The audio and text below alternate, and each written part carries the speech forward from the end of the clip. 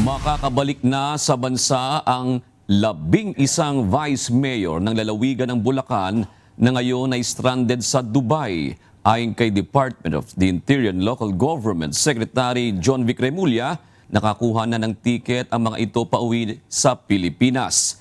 Nilinaw naman ng kalihim na bagamat hindi work-related ang pagbiyahe ng mga ito, mayroon naman anya silang travel authority mula sa ahensya.